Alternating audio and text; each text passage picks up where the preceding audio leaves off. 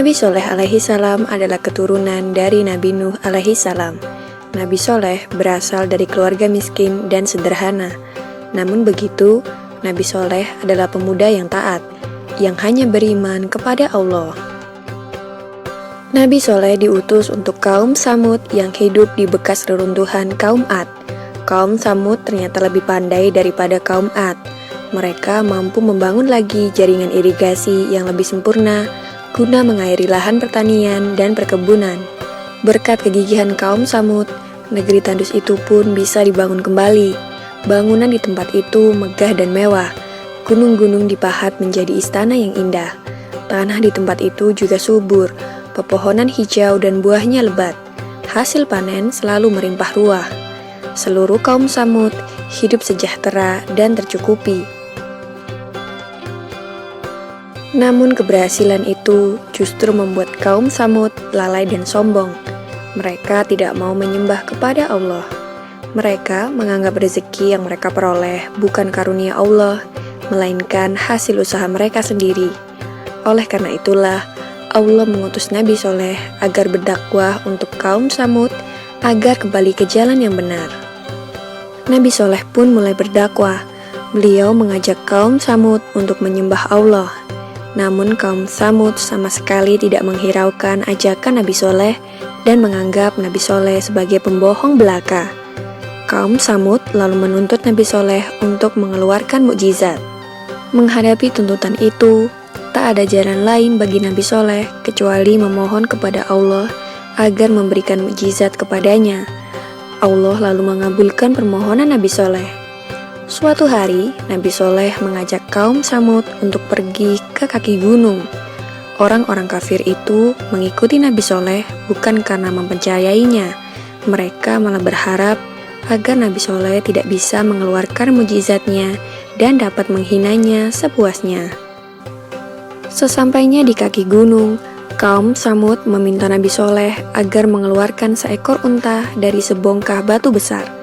Sebuah permintaan yang tidak masuk akal. Namun, betapa terkejutnya kaum Samud karena tiba-tiba sebongkah batu besar itu terbelah.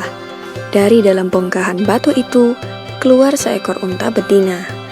Orang-orang dari kaum Samud keheranan, menepuk-nepuk pipi mereka dan memandang tak percaya. Setelah kejadian itu, beberapa orang mulai percaya. Mereka membenarkan kenabian Nabi Soleh alaihi salam. Kabar itu segera tersebar ke seluruh penjuru negeri. Air susu unta yang keluar dari batu itu banyak sekali dan cukup untuk diminum seluruh penduduk. Orang-orang bergembira, mereka bisa minum susu unta sepuasnya. Akan tetapi masih ada juga orang yang berkeras hati tidak mau percaya dan menganggap semua itu hanyalah sihir belaka.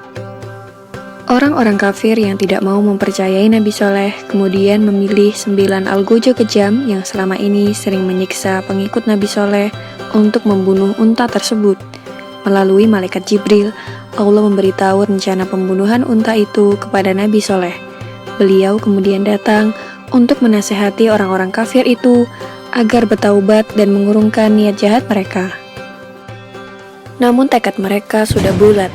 Dengan membawa pedang yang terhunus, mereka mengejar unta Nabi Soleh dan membunuhnya dengan pedang yang sudah diasah tajam.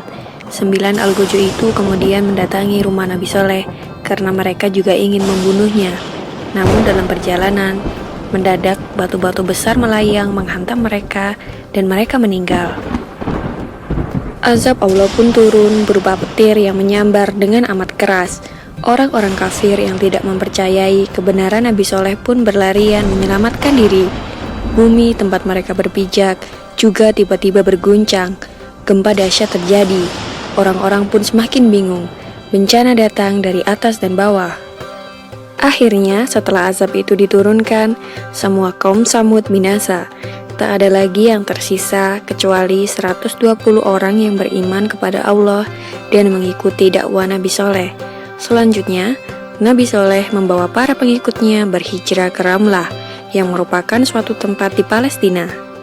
Demikianlah kisah Nabi Soleh alaihi salam tentang mukjizat unta yang keluar dari dalam batu. Semoga kisah ini dapat mempertebal iman kita dan percaya tentang kebesaran Allah Subhanahu wa Ta'ala. Amin ya robbal alamin.